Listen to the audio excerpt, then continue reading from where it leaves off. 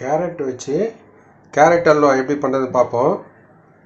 இது வந்து ஒரு 2 கப்பு துருவின கேரட்டு, ஒரு 1/2 கிலோ கேரட்டை வந்து தோல் எடுத்துட்டு வாஷ் பண்ணி துருவி வச்சுக்கோங்க. 2 கப்பு கேரட் துருவலுக்கு 1 கப்பு சர்க்கரை வேணும். உங்களுக்கு சர்க்கரை கூடுதலாக வேணும்னா உங்கள் தேவைக்கு ஏற்ப சேர்த்துக்கோங்க. முந்திரி, இது வந்து ஏலக்காய் பவுட்ரு, தேவையான அளவு நெய். இந்த கேரட்டை வந்து வேக வைக்கிறதுக்கு கொஞ்சமாக பால் எடுத்துக்கணும். இதை வச்சு கேரட் அல்வா எப்படி பண்ணுறது பார்ப்போம்.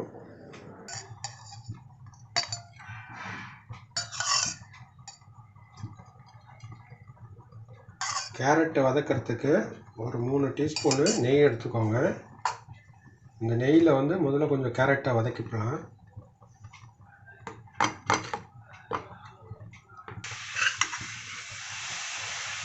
நெய்யில் வந்து நல்லா பரட்டி விட்டுக்கோங்க.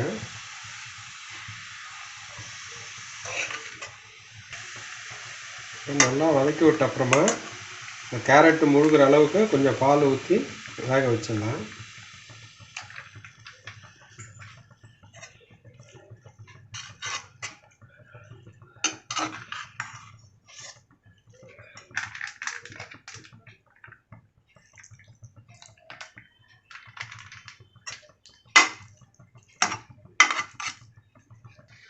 குக்கர் மூடி போட்டு ஒரு சவுண்டு வச்சுருங்க.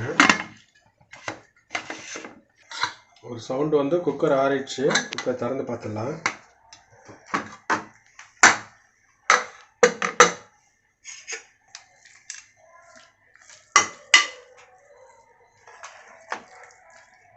இப்போ சர்க்கரையும் சேர்த்துடலாம். ஸ்டவ் ஆன் பண்ணிக்கோங்க.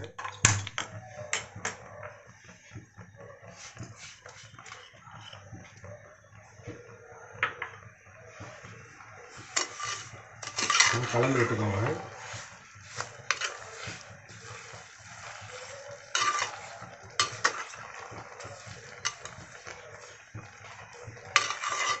இப்போ சர்க்கரை சேர்த்த உடனே அது பாகு வந்திருக்கு.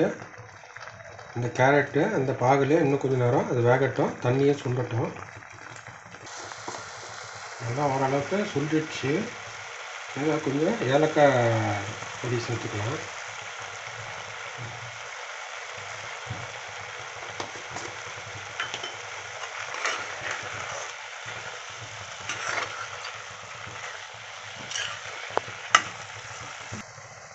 கொஞ்சமாக நெய் எடுத்துக்கோங்க. அதில் முந்திரியை நல்லா வறுத்துட்டு அந்த அல்வாவில் சேர்த்துடலாம்.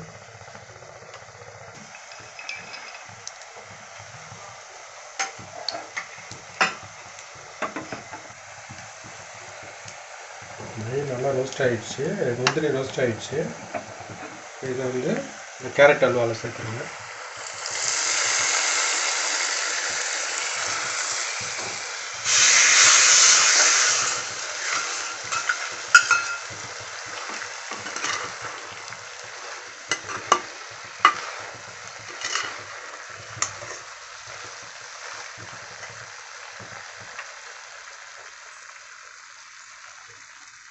ஸ்டவ் அணைச்சிருங்க.